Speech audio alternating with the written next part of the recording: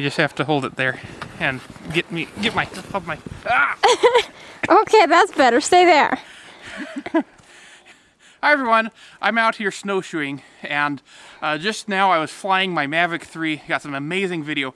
I just wanted to talk about the cold weather performance of the Mavic 3, which is just kind of crazy because it's got to be 20 degrees Fahrenheit out here, or possibly lower, and certainly a lot lower up in the air where I was flying the Mavic 3, and it just performed fantastically.